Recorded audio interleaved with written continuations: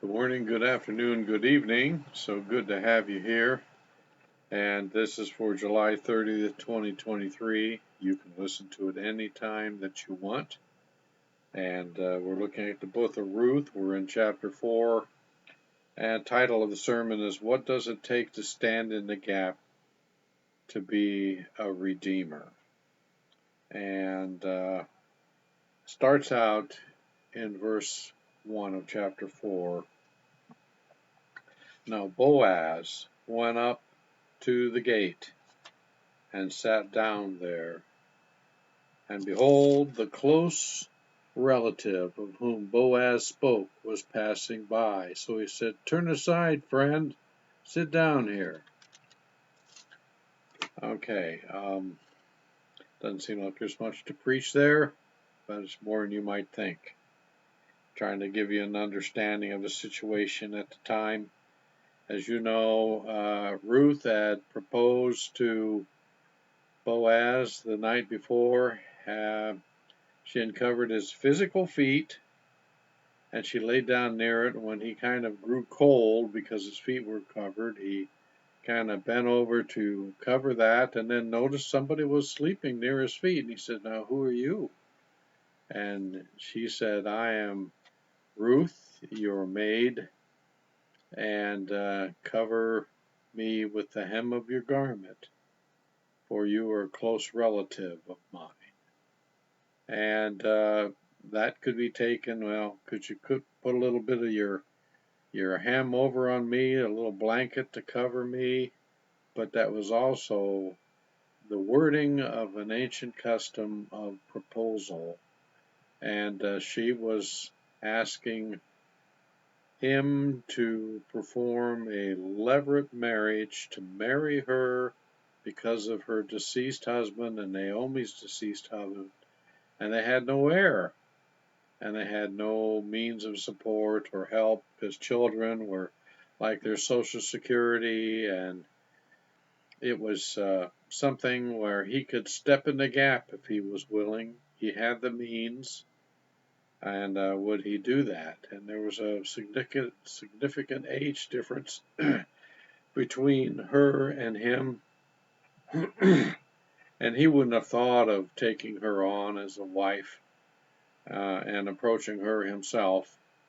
But since she did it, she was able to propose this, and he said, "I'll do this, but there is one little glitch.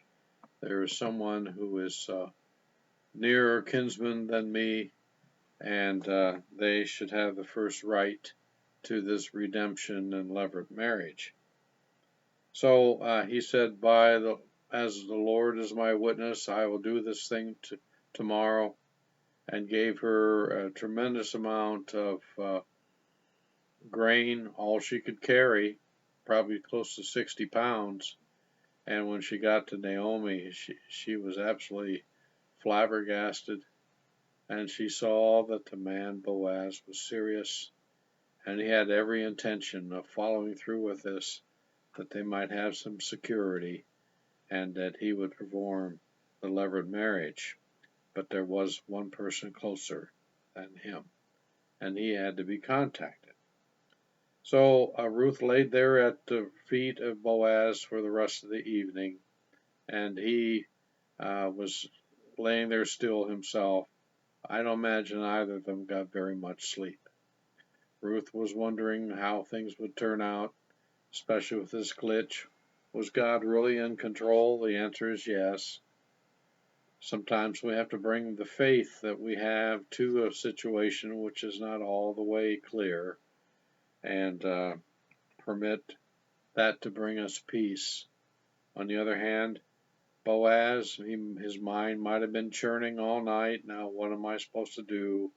How am I going to go about doing this? What are the steps I need to do? And then there were things that weren't in his control. He said he might have prayed that his nearer relative to Elimelech would come by. So, Lord, bring him by and help us all to fall in place according to your will. And so the next morning, he set about doing this, and Naomi said, the man won't rest until he gets this accomplished. And that's exactly what he did. His name means quick readiness, and he was going to go about and get this thing done. So when it says, now Boaz went up to the gate of the city was where all the business was done. I could take you to a lot of verses in Scripture and give you these little bits of information, but maybe you could just trust me on it. Most of these gates were covered with bronze. They probably were made of wood, but they were covered with bronze. Some of the bigger gates were all bronze. And then they'd have iron bars instead of wood bars that would go across. They'd have iron bars, and so it was harder to break in. It was a very secure way to have a gate. Some of these towns, they would have gatekeepers that would close the gates at sunset and open them first thing in the morning.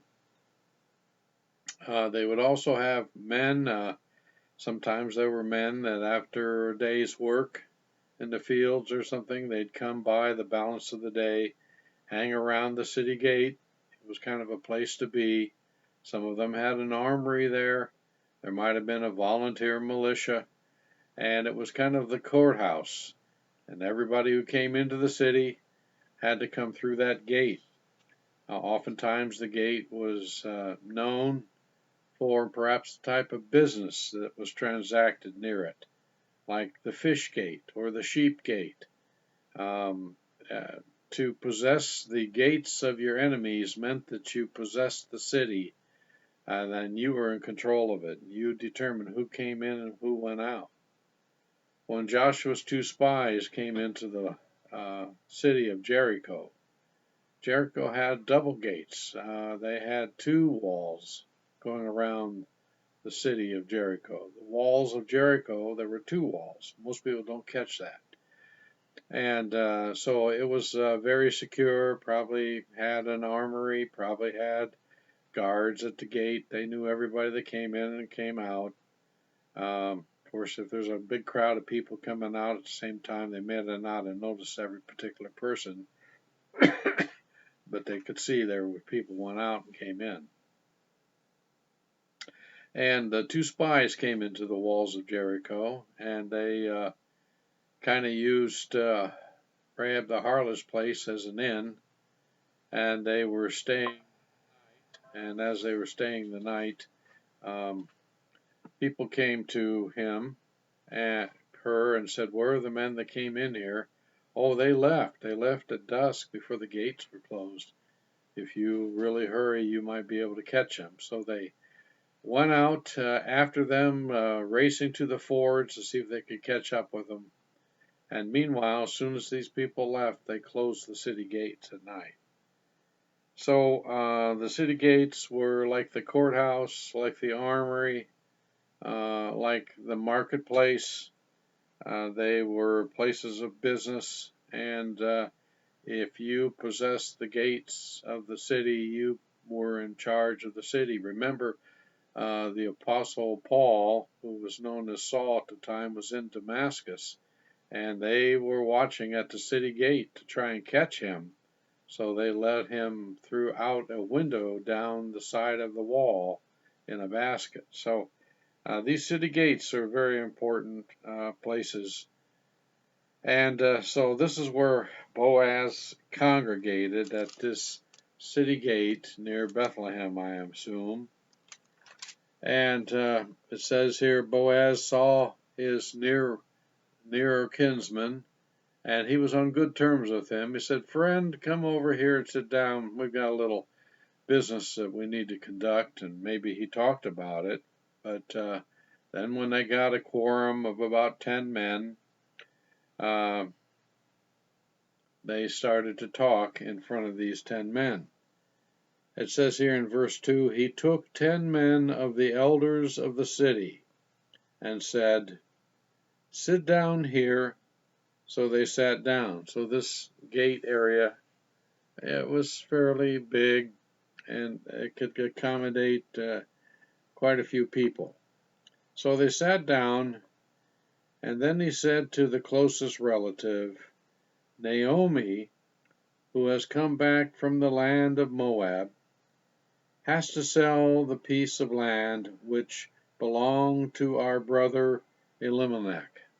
Now, that doesn't mean that Boaz and this near relative were actually brothers to Elimelech. That meant that they were related. So to take it meaning that they were actually brothers isn't actually accurate. It's not that the Bible is trying to mislead you. It's just how they talked back at that time. And they didn't really even have a name for grandson.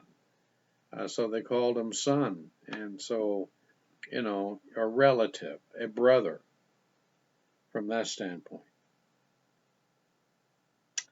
And so he was telling her about the situation about Naomi, has come back from the land of Moab, has to sell the piece of land which belonged to our brother Elimelech. So I thought to inform you, saying, buy it before those who are sitting here, and before the elders of my people. If you will redeem it, redeem it. But if not, tell me that I may know, for there is no one but you to redeem it, and I am after you. So there was kind of a pecking order.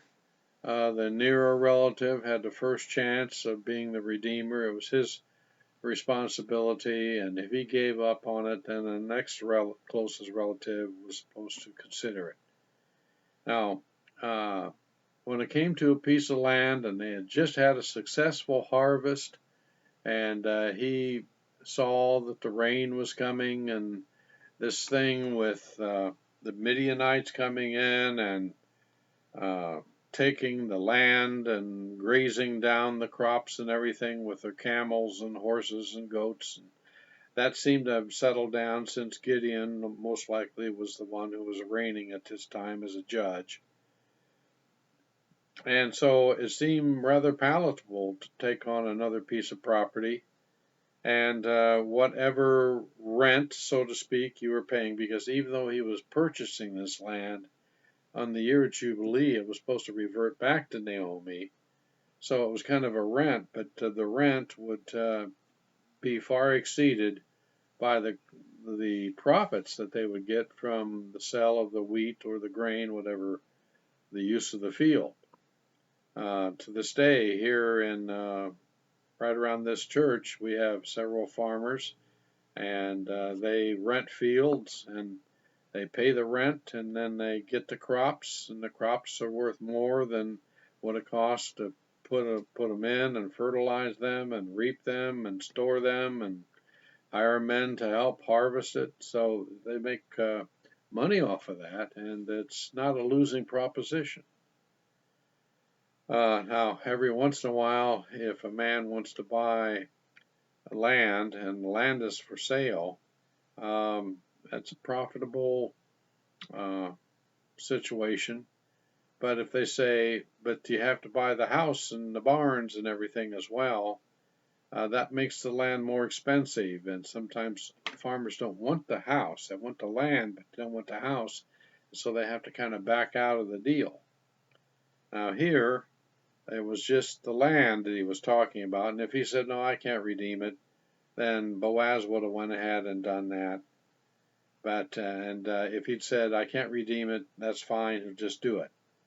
But if he did say he was going to redeem it, then Boaz had to bring up the extra lien that was on the property, and that was that, incidentally, this land has to go back to the heir that's going to be born from a levirate marriage. And so if you want to have that land and involved with that, you have this moral lien that's on the property, and that is Ruth the Moabitess, and you have to perform a levirate marriage. Now, maybe this guy was single, maybe he wasn't. But it just seemed to be a little bit too much for him, when he mentioned, oh, by the way, there is this lien against the land, and you have to take on Ruth the Moabitess. Now, I don't know if uh, he was just telling the truth, but see, if he had bought the land, if he said, I don't want to redeem it, that was the end of it. He'd do the whole thing. But if he's going to redeem it, then he had to tell him, oh, there's this connection that Ruth the Moabitess has. Maybe he was prejudiced against Ruth being a Moabitess. He was a little worried. That was a bit of information he didn't know too much about. And, you know, things being the way they are, and they were just coming out of hard times, it was a little bit more risky. And he didn't know if even his inheritance that he might have for uh, his family would be at risk and he'd lose it all. So he wasn't willing to do that. Now, I have something I wanted to share here. My mother and father took in my mother's two younger brothers. My mother came from a family of 8 children. The first one had passed away as a baby, but there were 4 brothers and 4 sisters, and she was the 6th one in line. And then she had Jake, who was 14, and she had Tony, who was a 16-year-old. She was like 20, 21. She had graduated from high school. Then she had a serious operation, almost died from stomach problems, and then she kind of overcame that, and then she got married to my dad. And it was during World War II, and as they were dating, they found each other at a skating rink. And as they were dating, things being the way they were both so poor that they shared a thermos. He'd work a different shift, and then he'd hand the thermos to her. They weren't living together, and she would use it for her shift as well. I don't know which one had the thermos, but they were sharing that. Resources were slim, and in time they had married, and in that first year or two that they were married, they had my brother Louis. So he was an infant, a toddler at the most, and the father of my mother, my grandpa, had died a while back, and so the boys were helping run the farm. And to make a long story short, then my grandmother on my mother's side died and left these 2 boys orphaned. The 2 older brothers were fighting in World War II, and the 3 older sisters had gotten married. Some of them had children already. And these boys had to be taken care of. They needed some space where they could live, and they needed to be fed, taken care of. And so the 3 older sisters weren't able to stand in the gap for them. The husband said, well, no, we can't afford 2 extra mouths to feed, or we don't have the space for them, or how are we going to take care of these boys? But they just didn't want the responsibility. And so those 3 older sisters passed. The older brothers were in the war.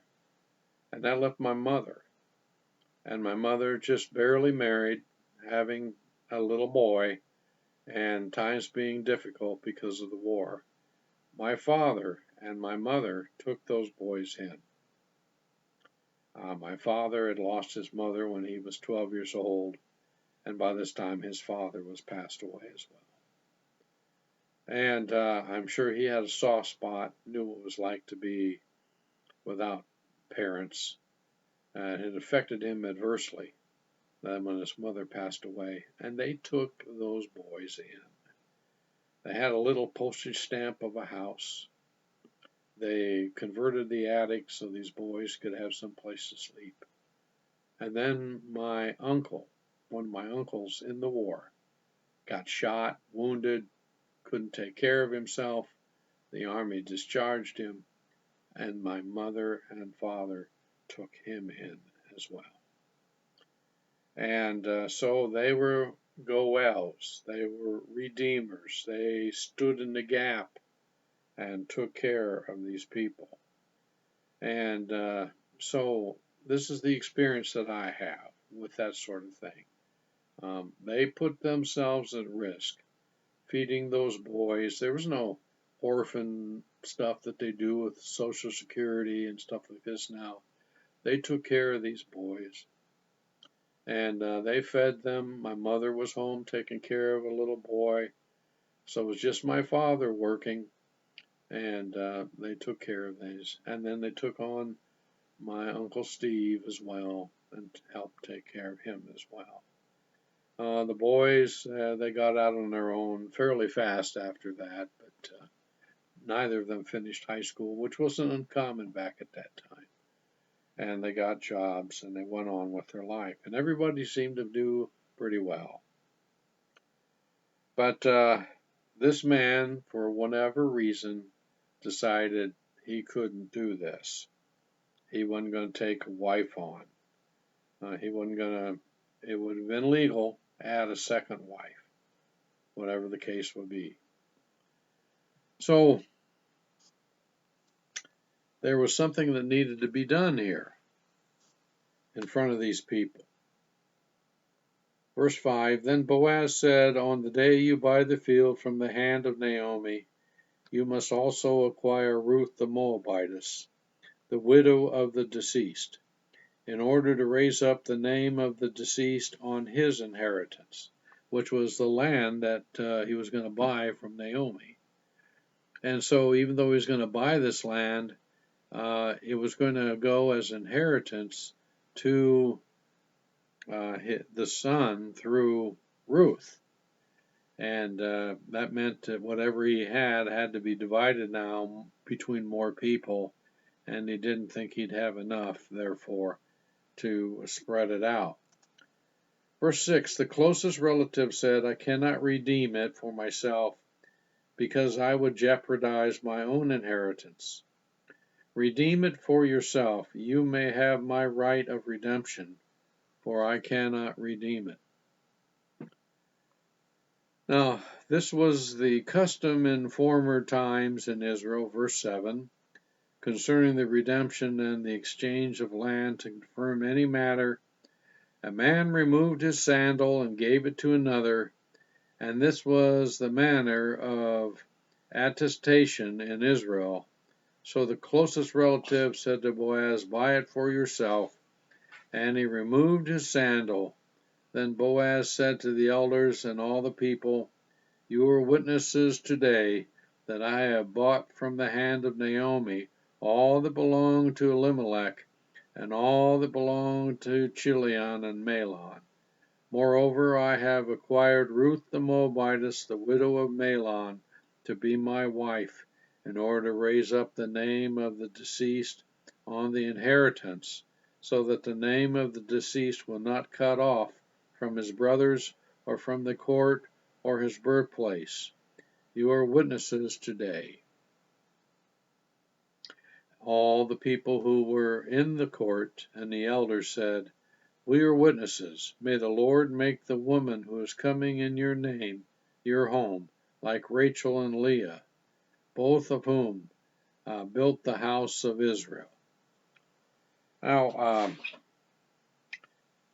Boaz is given the right of redemption, and according to custom, he gave Boaz his shoe, his sandal.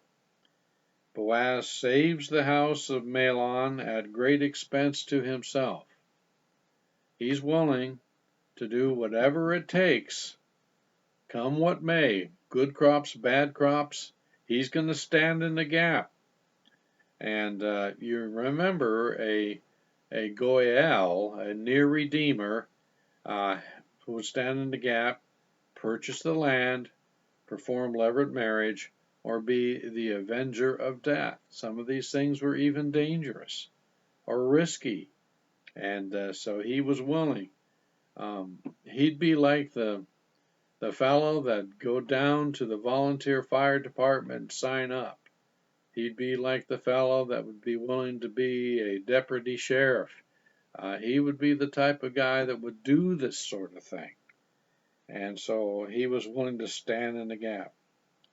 So Boaz was willing to lay down his life if need be. He would be a fitting mate to Ruth, who was laying down her life to take care of Naomi. And he was not put off by Ruth being a converted Moabitess. He saw a lot to admire in her. And just as I had mentioned that my dad had lost his mother when he was just a boy, and it affected him, there was a background to Boaz because his grandmother, back a generation or two, was Rahab the harlot. And she had stood in the gap to save these two spies. They would have surely been killed. She saved the two spies and let them down over the wall. And they said, this cord that you let us down over the wall, you hang that in the doorway or in the window. And when the armies that come in here see that hanging in the window, that will save you, that scarlet thread. And they didn't know. They didn't know anything about the plan that God had given to Joshua, and that was that the walls would come tumbling down. And so when the walls came tumbling down, everybody that was in the house of Rahab the harlot was protected. She had that scarlet piece of thread, rope, in the window. But my friends, you know where she lived? She lived on the wall. And evidently God did not allow that part of the wall to tumble, lest it kill her. So God was very, very able to selectively have the walls fall down, both of them, except for that one place, and she was held up like a trophy. This was where Rahab the harlot is, and we don't want to harm her or take anything from her, and anybody that stays in the house, the blood is on us if we kill them. And so they were all protected, and they were brought into the nation of Israel, and they live in the midst of the nation of Israel. And so here he was a relative of this woman who had stood in the gap for those spies. And he had that spirit of sacrifice within him. And a person of the tribe of Judah married Rahab the harlot. And Boaz was a relative of that offspring of Rahab. And so he had, perhaps in the nurturing and the way he was brought up in the background, this spirit of wanting to be a redeemer. And my friends, Boaz, in this sense, is a type of Christ, where he comes in and does for the people, Naomi and Ruth, what they could not have done for themselves. And he lays his life on the line so that they might have security. Friends, that's what the Lord Jesus Christ has done for us. We were dead in our trespasses and sins. We could not save ourselves. We couldn't be good enough. We couldn't meet the moral law, the spiritual laws. Even if we weren't a Gentile, even if we weren't a Jew, we couldn't even meet our own standards. We'd fail somehow. And so we were self-condemned. The Bible tells us all have sinned and fall short of the glory of God. Well, that shuts us all up to going to hell, but that is also that we all have the same solution. And the solution is that Jesus came down from heaven, took upon himself flesh, that he might have a body, and die in our place, and take upon himself our penalty, and pay our debt. And he became the Goel of all Goels. He was related to us in that he was a man of flesh. He was related to the Jews in that he was a Jew. And he was the promised seed to Abraham. That through Abraham's seed, that one particular seed, all nations would be blessed. And Jesus Christ, he said to Father in the Garden of Gethsemane, if it be possible, let this cup pass from me. It was going to be horrible what he was going to have to do. But nevertheless, not my will, but thine be done. There was no other way. This had to be done through the cross. And Jesus Christ, our Goel, our Redeemer, he laid down his life that we might be saved. And you can have that salvation, but you have to accept him as your Lord and your Savior. He is the Goel of all Goels. And my friends, you can be a redeemer or Goel in some way, standing in the gap for other people, whether it be through adoption or perhaps by sharing the gospel with somebody and letting them know and they get saved.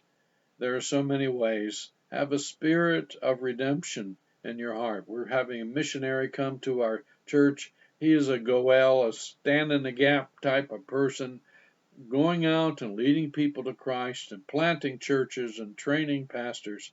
And perhaps this is something that you can rise to be a missionary, to be a pastor, to adopt a child, to stand in the gap and share the gospel. We can all be Goels following after our Lord Jesus Christ.